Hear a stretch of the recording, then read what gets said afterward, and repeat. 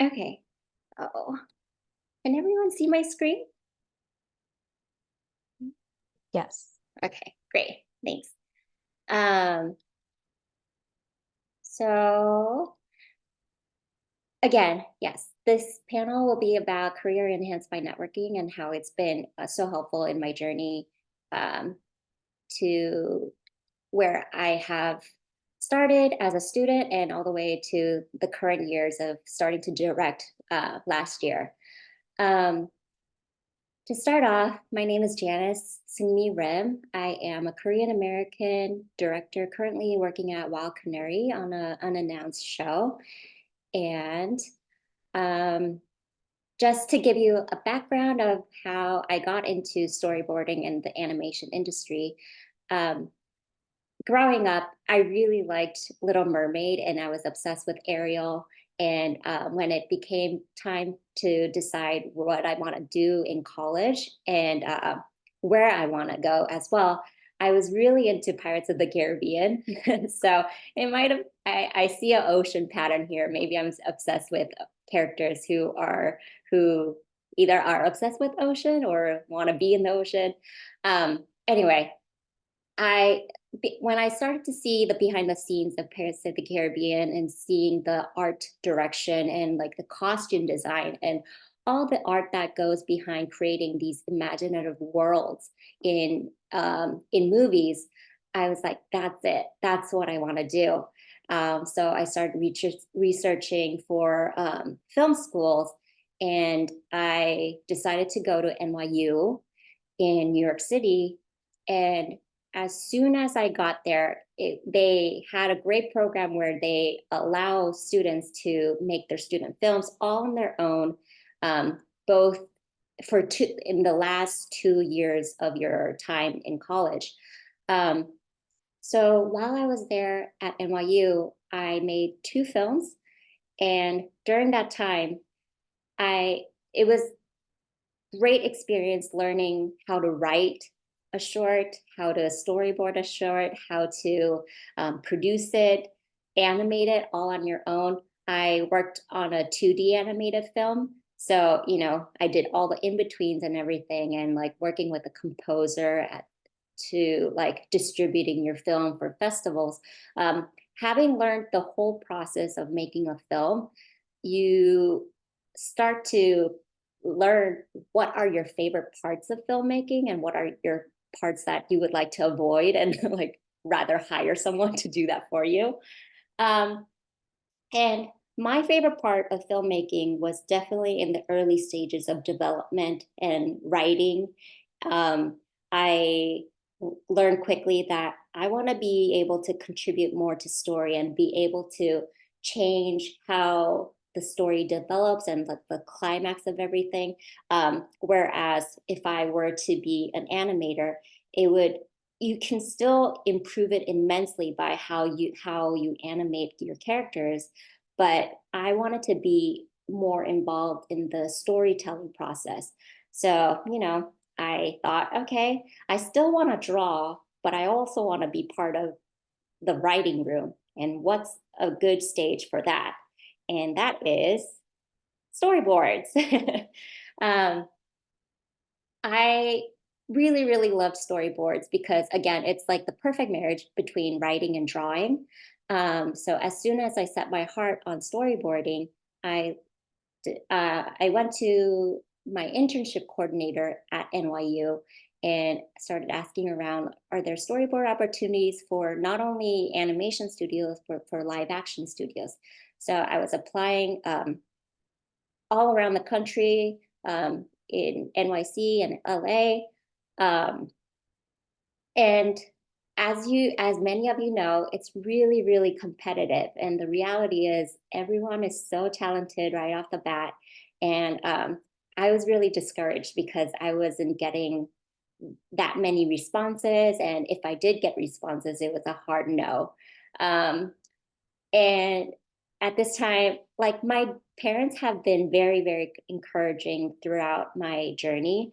And my dad is one of the sweetest people I know. And he always told me, like, you're doing everything you can do. it's not like you're snacking off, you're putting on all the work. And as long as you're putting in all the work, you just need one break. That's what he kept on telling me. And like at times it did get annoying. I'm like, I need more than one break. But he kept encouraging me, if you're ready for the opportunity, you just need some luck along the way. And then from there on, you'll be set. And I half heartedly believed him. And it turned out he was right because I got an internship at Little Airplane Productions. And I feel like that was just purely out of luck. I must have been one of the applicants in their pile of interns that they were picking. And till this day, I don't know why they picked me, but I was grateful for it. And since then, I will say that was my one break because since the internship that I had, I made friends with one of the board artists there. And from there on, it was like a chain reaction. After he introduced me to a producer at Nick, I had my first revisionist job in a studio. And then from there on, it's a repetitive process of people who I know and people who I've networked with at either at work or conventions that led me to move on to all these studios that I have listed here, like Titmouse, Gaumont, Disney, and currently at Wild Canary. So again, networking has been a huge, huge help to my career because I only had that one break, my internship, and thereon, it was all a result of networking. So here are a few stories that I would like to share. I'm being wary of the time, so I'll share with the first one. And if we have time, we can circle back to these other crazy stories that I can share about how networking has helped. The most recent one that really stood out to me was when I was working at Alice's Wonderland Bakery at Disney TV Animation. The show didn't get renewed for another season. And during that time, my I was were allotting time for board artists, a few of the board artists to shadow their directors and just, it was kind of like training wheels to see, okay, are you even interested in directing? And if you are, then this could be a great training process for you to see what your directors do behind the scenes. And I loved it. I was so interested in what the directors do after me, myself, as a storyboard artist, turn in their work, how it goes through all the finishing pipeline and to find a picture. It was fascinating to me and I loved it. And I was getting really excited that there are people in the studio who believe that, maybe she has potential to be a director someday. But with the show not getting renewed, that was cut to a hard stop. And they were still kind enough to tell me that, okay, Janice, your end date is a month later. And again, I went home and thought about, okay, I have 1 month remaining at Disney TVA, and how can I make the most of it? So I started to cold email. I looked down the company roster and started to look at directors around the studio. And I was also, at that time, I was really hungry to jump into development or show an interest in it because I was hungry for telling diverse stories and I wanted to be involved in a show that has a diverse array of characters and also even better if they can be Asian backgrounds. That's what I was really interested in. So I wanted to just seek advice in other directors who have pioneered for, African Americans or Latino based shows. I started to meet up with them and had coffee with them and just started to share what my passions are and what I was craving. And a lot of them, they were so kind. Actually, all of them were so kind, and they were really happy to hear of my interests. And one of them, Chris Wimberly at Studio Smokescreen, he was a director on a show called Firebuds, and he was a really great supportive person from the beginning. He said, like, I like what you're standing up for, and I love where your heart is at, and let's just keep in touch. And that was that. And fast forward to a month later, um, I got an email asking, hey, I got this like side gig that I'm producing. It's about producing mental health 1 minute series for mental health. Do you want to try directing storyboards for it? And I said, sure. And it was my first break of trying directing. And I wouldn't have gotten it if I didn't start networking in my last month at Disney. So that alone, I was like, yes, this is like another proof that networking really, really helps in setting your track for where you're going next in your career. Um, and I have other stories about how I jumped from revisionist to storyboard artist, but I'll circle back to that later. Uh, so, since networking is so important, what can you do to be prepared for networking? Um, I would say one of the most important things are being prepared with your weapons. um, and I'm jumping around, but one of your weapons that you have to have, I think, in this day and age is having an online portfolio, whether that's your Instagram page or website and or a LinkedIn. I personally think that you should have all of the above. And when you're building your Instagram and website, if you're lost about, I don't know if I'm doing this right, or I don't know if this is an effective portfolio, one of the things that really helped me was looking up artists that I really admire on Instagram and seeing what their page is like and what is their website, what does their website look like. Um, I am a big copycat. Like my website is based off of artists that I really like and just copying their pattern and their organization. And it's working for me. And it's as long as your work is clearly showcased and they know exactly how to find you, I think that's a good website. Um, but I would definitely have that prepared before you start intentionally networking for a job opportunity. And then sharpening your knives. Um, I want to use this metaphor as being equipped skillfully as an artist. Like, again, I mentioned before that the field is really, really competitive, and left and right, even when you start working, you can get intimidated by the talented artists around you.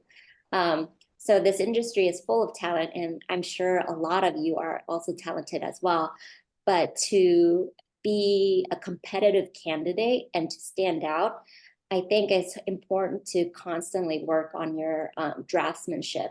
And that includes life drawing, animal anatomy, like studying films. And I think studying films is really invaluable because it not only like does it open your eyes to what's out there and what's current, but also it gives you a mental library of how you want to storyboard from there on.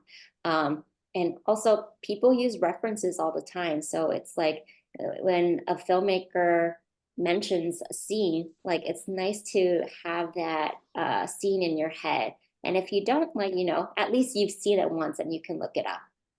And software is a no-brainer. Like if you're serious about becoming a storyboard artist, I think it's invaluable that you know how to storyboard in either Photoshop or Storyboard Pro.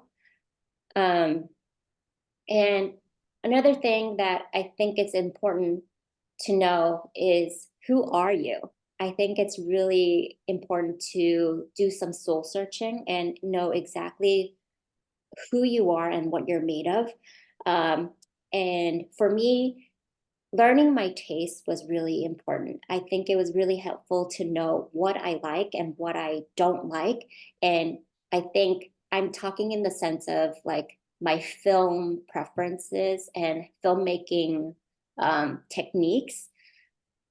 Like there are some genres in films that I don't like, and there are genres in film that I really do like. And it doesn't mean that it's wrong or right. It's just my preference, and that's my taste.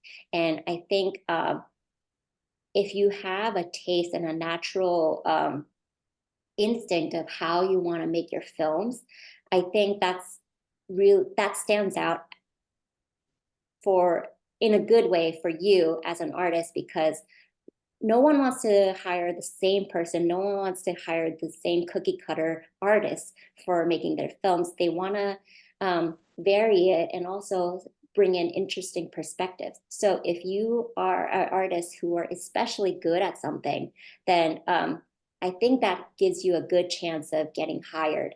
Um, Going off of taste, it's also good to reflect that in your personal art.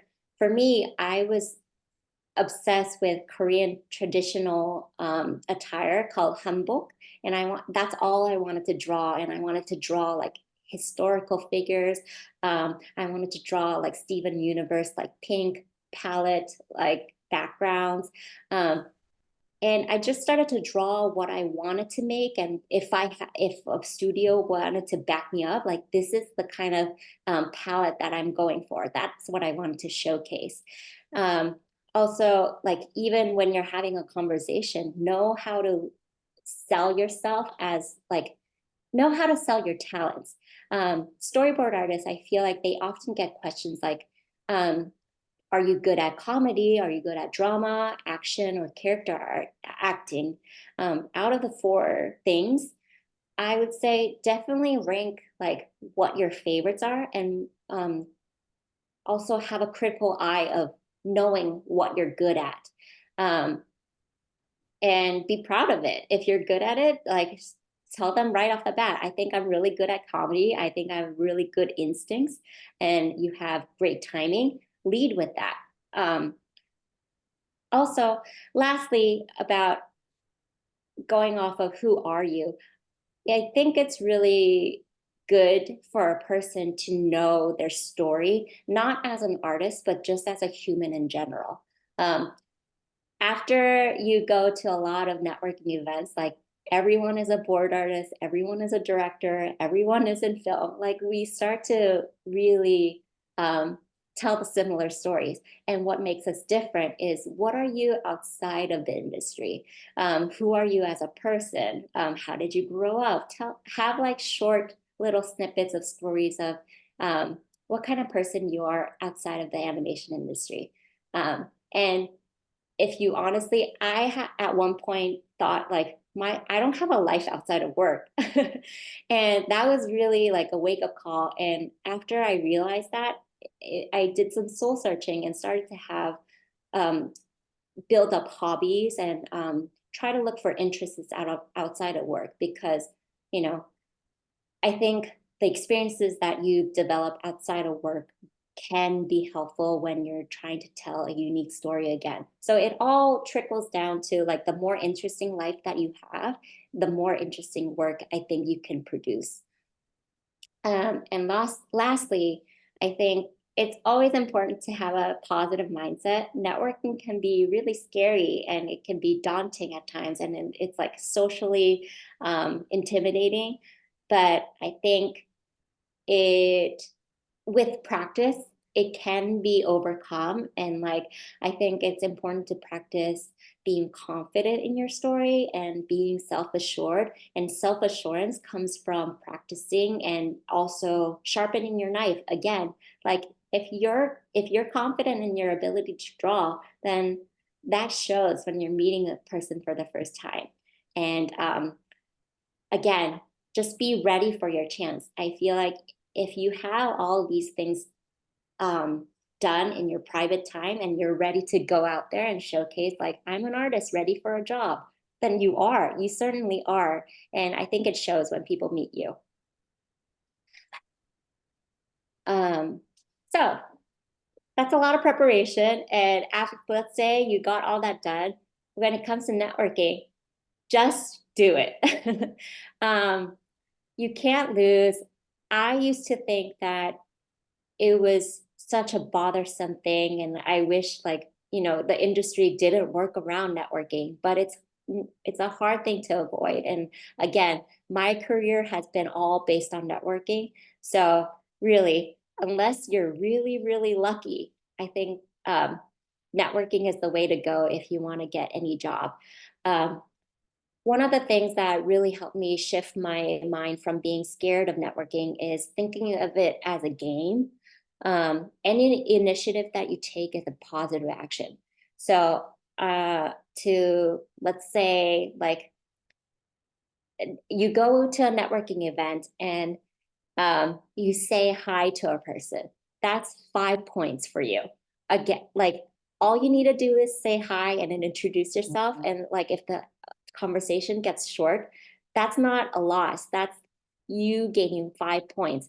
And if you find something in common with the person, or share a laugh with that person and having a good time, exchanging numbers, exchanging emails or Instagram accounts, that's like 50 points right there. So I think thinking of it as a game just shifts your mindset that it's you can't lose in any situation. Whatever initiative that you're taking is a positive one. And I think that taking out the negative part of the social intimidating part is invaluable. Hopefully that helps. Also, networking online this day and age, because everything is virtual. Cold emailing is not a big deal at all, and I've heard from recruiters time and time again, like, yes, they get a lot, but it's also they do read it, they do follow up, and it might take them a while, but it does work. um, you can find LinkedIn, you can look up studios and just search for recruiters. And you can also attend panels like this. And I know recruiters are attending these panels all the time. So you can write down their names and get their socials. Um, DM them on Instagram. Like, if you also have an artist that you really like and you just want to pick their brain and see how their career journey is, like, I think it's worth a try to just DM them and ask them for a cup of coffee. Like, of course, it's on you, but you know, I think a lot of people are very accepting of it. And if they're not, they're not. Again, you can't lose. All you're going to get is a no. And that doesn't really, I don't think that's a bad thing. um, Also, when you're reaching out to people online, I think it's an extra point if you know mutual friends who already know that person. So let's say I'm searching on LinkedIn and I know someone is already friends with one of my friends. I would message that friend and see, like, hey, how do you know this person? And like, do you mind if you give me an introduction? And that most of the time, I think it's a very smooth and comfortable way for people to meet each other because they have a common acquaintance. Um, Generally, when I do message people, I like to keep it short, and I don't like to ask for jobs right off the bat. I like to lead with, like, hey, I'm so and so, and I'm looking for storyboarding opportunities. Would you mind viewing my portfolio? And I'll leave it at that. If they want to hire me, they can hire me. If they don't, and like, but they want to keep me in their back pocket, that's a positive win for me. And if you can ask for an informal interview just to get to know them, because not everybody has time to meet in person one-on-one. Virtually asking for an informal interview over Zoom is a really effective way to get to know your recruiters or any directors or people in hiring positions. Offline, again, just do it, just go. I think um, going to as many mixers, as many life drawing events, school, work events, uh, hanging out with your coworkers, and if you're working professional, I think it's really easy to make kitchen combos. Um, every morning you're getting coffee, like just strike up a conversation with the person getting coffee next to you. And if you're uncomfortable attending events, I would say host your own hangouts. Um, you can invite a bunch of people to your birthday party or have like movie nights and create a controlled environment where you feel comfortable and your friends can meet your other friends, and just as a group you can grow your network.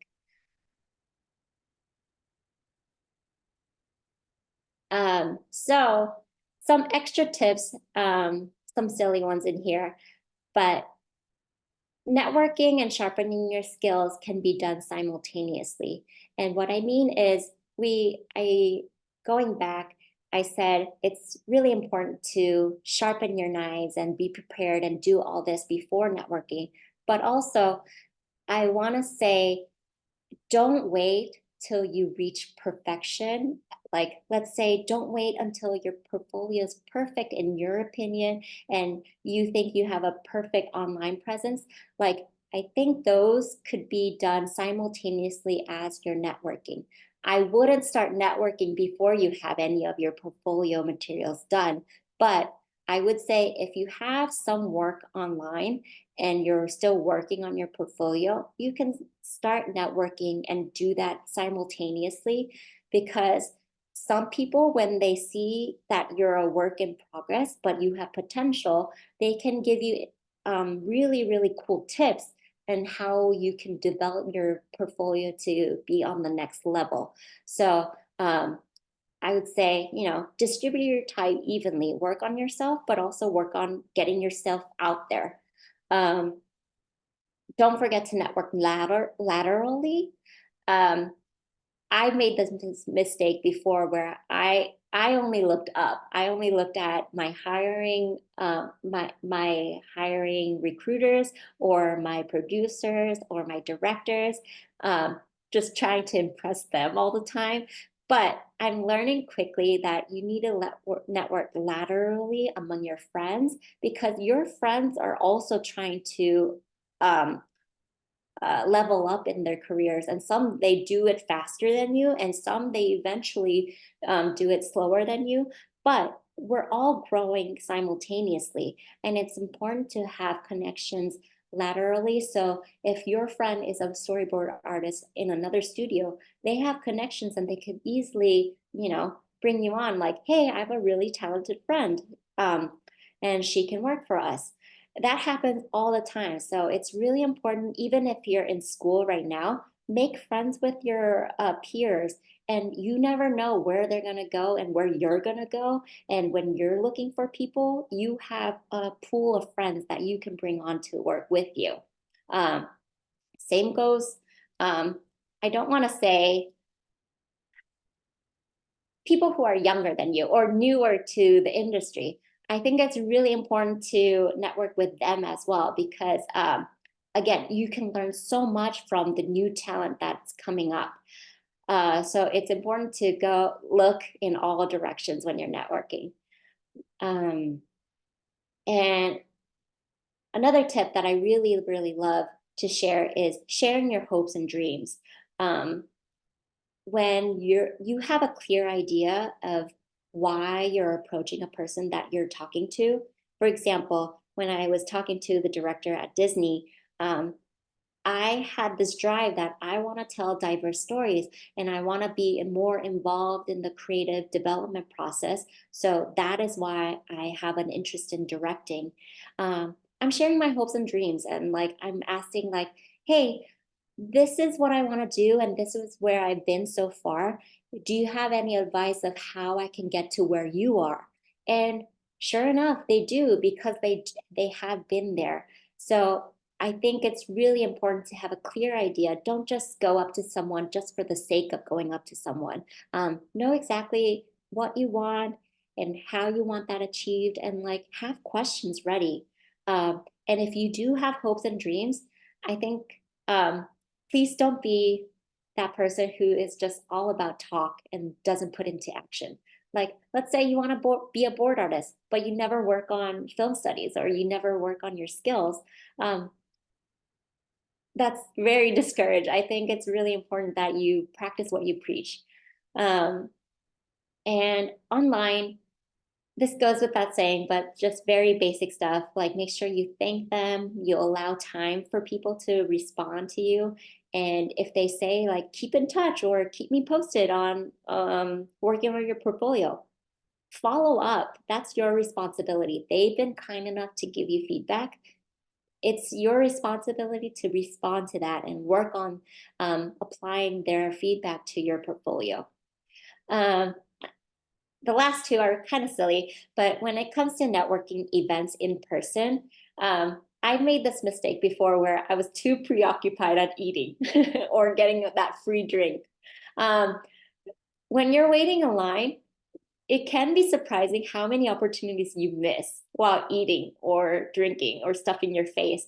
Um, so sometimes I like to eat at home in advance and make sure I only nibble on the food and that's not my dinner when I'm at networking events because I'm there to make friends and grow my network.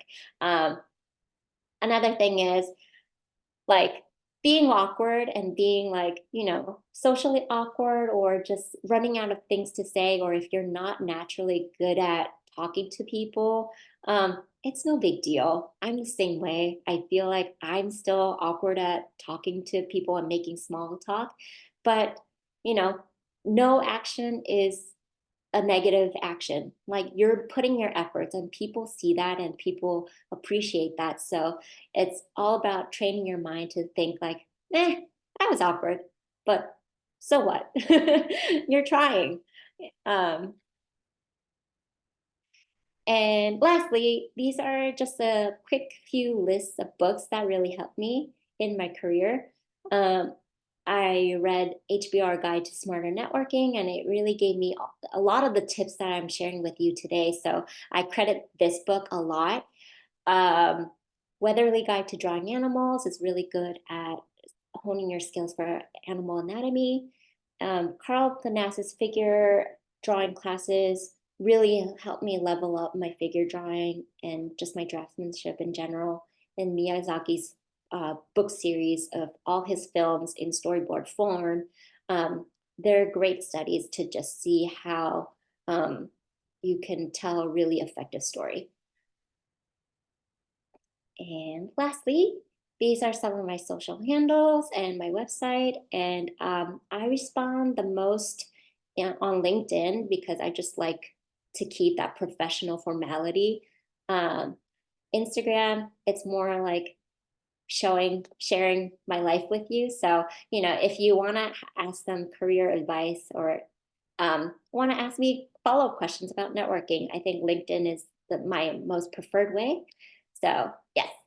Um, and that's it, Q&A. If you have any questions, I would love to answer.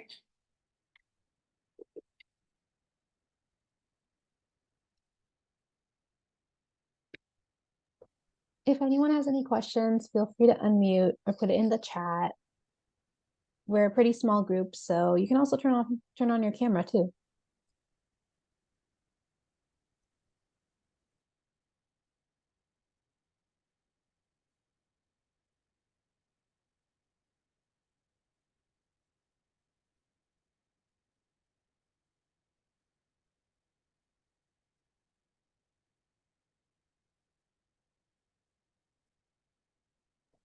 Oh, there looks like there's one question in the chat. Oh. Sorry, I'm trying to get my chat ready. No worries.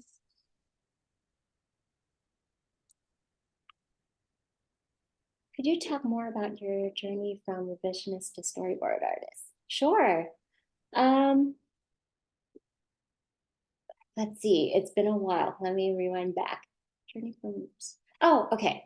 So I mentioned a while, like a couple slides before, that I have some crazy stories. So one of my crazy stories, when I came to LA a couple years ago, I was already working in LA as a storyboard revisionist, and I went to a convention called CTN. I'm sure a lot of you know. I went to the expo, and I don't know what it was. I think that year I was really confident. I was really ready and equipped, and I felt really sure of my art and my portfolio. And I just overall did a lot of soul searching and taking care of myself. And I was pampering myself. I was treating myself to like nice manicures. And I'm sure, I promise this is all going to come back to the story of how I became a board artist.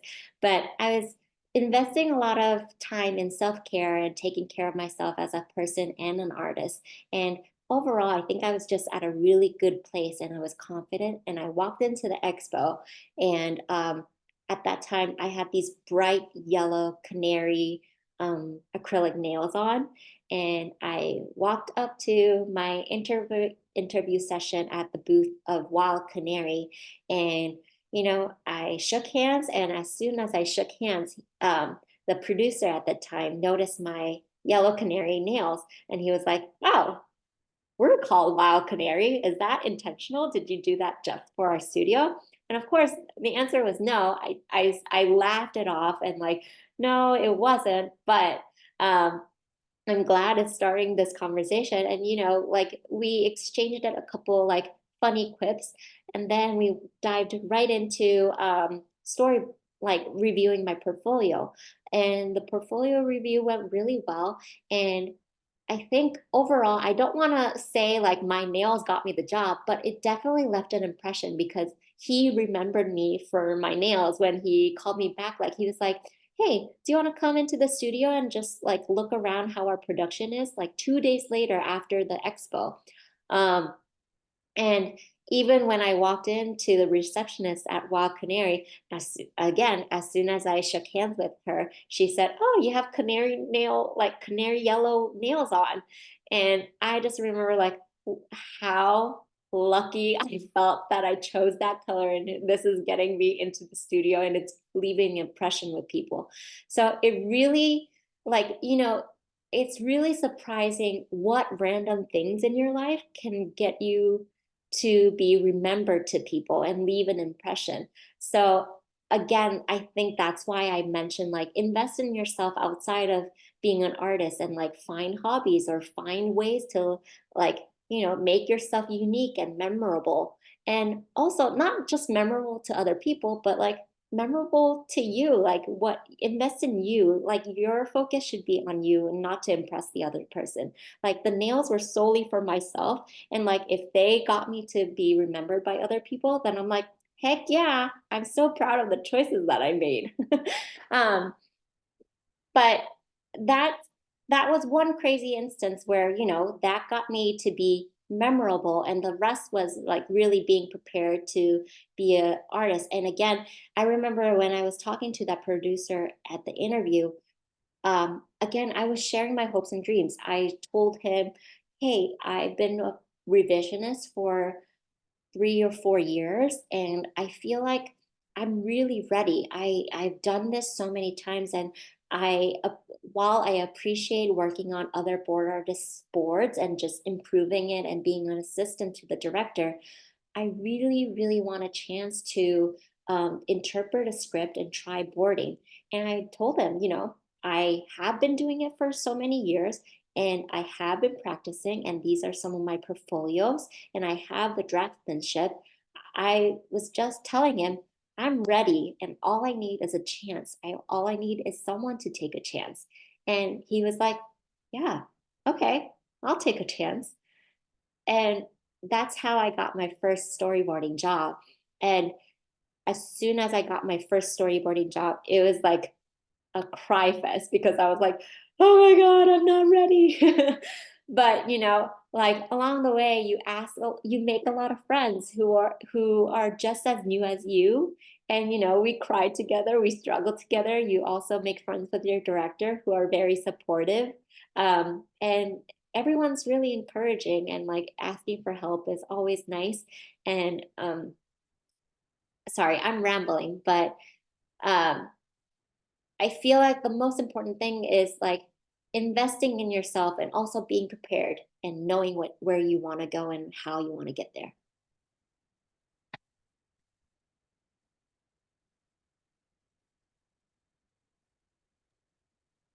Thank you. Oh my gosh, do you get your nails done every so often and like change up the colors?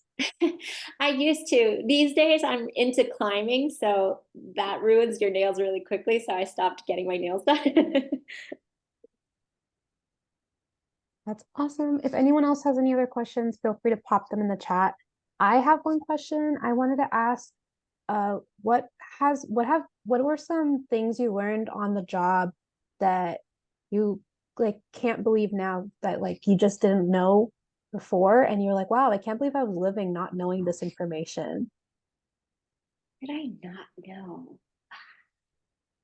I think so. I started directing starting last year, last summer. And so directing is still new to me, and making that jump from storyboard artist to directing, the thing that I'm realizing is how much soft skills are important in your job. Um, when I was a board artist, it was more like, yeah, I would have like touch meetups with my director once a week, and that'll be that. And like sometimes it would be like, okay, see you 3 weeks later. And I'm just at my desk drawing on my own.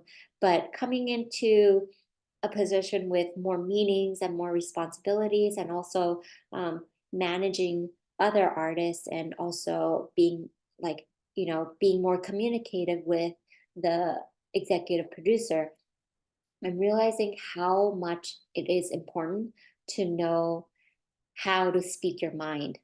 Like, I'm still struggling.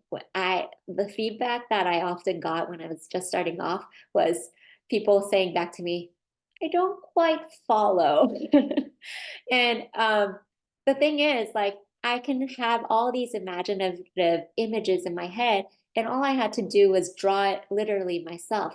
But then when you're trying to verbally express what you want to see or what you're trying to pitch, it's a lot more challenging. So these days, I'm realizing, okay, I need to read more books. I need to practice speaking more. How would I say it? More with more clarity and with more intention. Um, and that's not only just like selling your ideas to other people, but also when you're giving feedback to artists, like when you're trying to give them constructive criticism. Um, Complimenting them is really easy, but giving criticism is challenging because you want to be professional at the same time. So I'm still working on my soft skills, and it's been a challenge.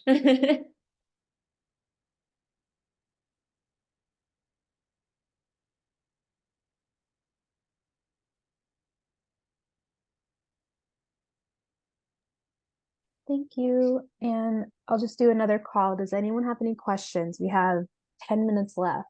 So if you have anything, feel free to ask.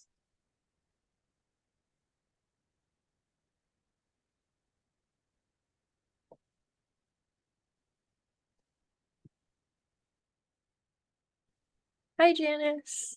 Uh, Hi. I was curious if you have any tips for like as you kind of touched upon with it's a little tricky when you message people remotely in terms of the whole like kind of concerns if you message a recruiter and their inbox piles up in terms of like a little bit of fears that they won't get to you. Do you have any recommendations or suggestions for how you can kind of stand out in that way or those scenarios? Or I guess in that case, maybe it's better to uh focus on reaching out to people who might not get as much attention or as high a volume of messages. Mm, I think those are both really good points. Starting with uh, cluttering their inboxes and standing out in between their pile of applicants. I don't have the perfect answer because I'm not a recruiter myself, and I don't know how they weave through who they see. But I think it's, for me, what worked on being on the other side.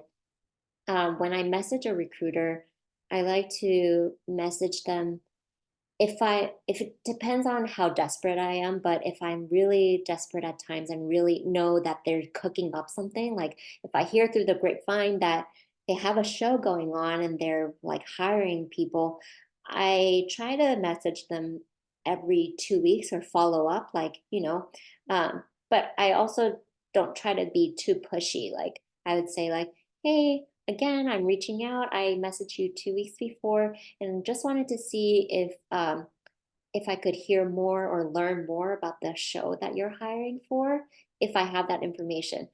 Just but keeping it short and being consistent. And also, I don't know, maybe a recruiter could later see this and be like, no, don't do that. But I like to make sure my name is seen more frequently. Like um, I could add them on LinkedIn. I could also email them, and also just follow them on Instagram and react or comment on the things that they're posting for a job. Um, just having your name consistently show up and like show that you're interested in could get you more of their attention. And also, it could be the other way too. Like I think, you know, while you want to be the bait that they're like hooking like on the fishing pole, like bait them, like create more work and create post more things on Instagram that piques their interest. And like you could uh there's a lot of things that you could do online because you could like just work on yourself and eventually be catching the eye of recruiters. And as far as I think you mentioned, like instead of reaching straight for the very high like recruiting managers, you could start being more friendly with the people who are I forget their position, but recruiting coordinators maybe.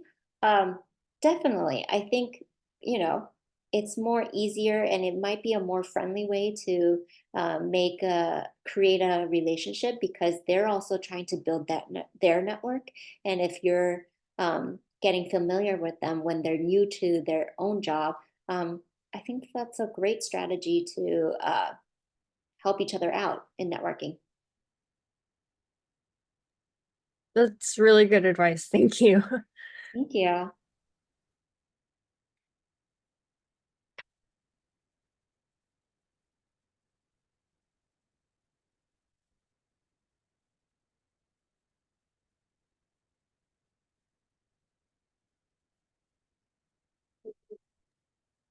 Ooh, I had one last question. Um, what is the turnaround period like for generally storyboarding an episode? And does it vary with the type of project it is, or is it usually the same? For I've worked on a lot of 11-minute shows, and as a board artist, you're given 6 weeks to complete an episode. And I heard from friends that some shows they have like 5 weeks, and there's 2 additional weeks for revisions, I believe. So overall, I think from boarding to revisions, it might take 8 weeks. And for 22-minute shows, I believe that depends on how the show is run. Like if they split it between two board artists, then it might be the same schedule. But if it's one board artist, it might be longer. Um, but from my experience, generally 11-minute shows are around 5 to 6 weeks for boards. Thank you. Mhm.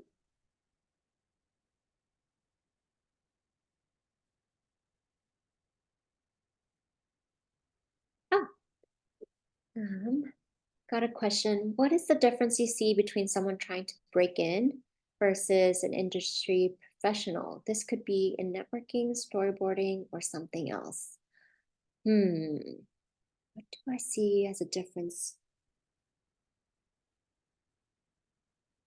I think as far as working, I think I have had experiences where um, if you're just starting off, with the more professional experience you have, the more you understand what your limits are. And when you're just starting off as a student, I don't say this as a bad thing. It's just students often like create shots or create sequences that are crazy good, amazing. But in a production standpoint, you immediately see it and you're like, yeah, we're gonna have to work around that. Or like, especially if you're working on a 2D show and you do a crazy camera move, like we also have a thing called a budget. And so it's really disheartening to be like, yeah, we can't do that, or we have to find another way where we could cheat this. Um, that would be some instances. The more experience you have, it's not like, oh, in professional, back in the professional production, you can't do crazy things. You can, but you just know how to keep in mind with the budget and what your limitations are, and then do all that creative visual effects according to what you have. So again, with people just starting off, it's like always like you see, okay, let's do exactly what you want to do, but in a very budget friendly way. Um, and in a networking setting, I would say, um, I would say you can definitely tell if there's a lot of eagerness and there's a lot of like, starry eyes in students when you're starting to talk with people. And then, um, and I think I'm just literally pointing out the difference. It's not a bad thing. I think it's really cute. Sometimes the only times that I feel like it can be a little bit overwhelming is when you're asking for a job right off the bat. Like I get messages once in a while that say like, "Hey, I saw that you work at this and this and this studio. Like, can you help me get a job?" And that's hard because I don't know who you are. I haven't seen your work. I don't know what kind of person you are and what exactly you're looking for. Like, I think when you're asking for something big as a job opportunity or an introduction to some one of my connections, like that's very personal. And I think you have to approach it like you have to warm up to that person and prove that you're ready and what you want and introduce yourself. And if you have a rapport, then I think it's good to be like, okay, can you lead me in the direction where can you help me? Like, how can I be in the right place at the right time to be hireable is more a savvy way of going about asking for favors. Yeah, of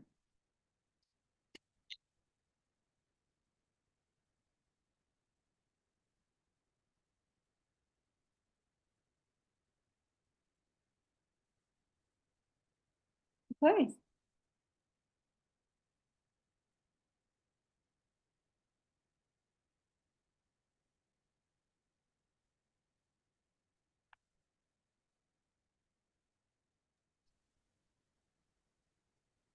Awesome. Thank you, Janice, so much. We have time for one more question. If anyone had anything, just pop it in the chat or unmute if you'd like. But this was so informative. Thank you so much for sharing your experience and for answering questions. And it was so insightful to hear your experience and to see how it's been for you. Oh, thank you. Really happy to be here. Thank you for having me.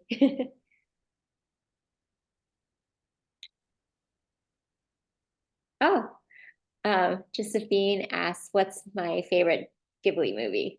Um, My Neighbor Totoro and From Up on Poppy Hill is one of my favorite Ghibli films. I tend to like really quiet, down to earth kind of films. What did you think about The Boy and the Heron? Oh, I was confused the whole time. I was like, what? I mean, like the first Me too. I act, was like, it's so beautiful, but like, what's going on? exactly. The act three, I was like, okay, I'm just here for the ride. And the parakeets come and you're like, what? Right. I'll probably need a second viewing and interpret it one more time.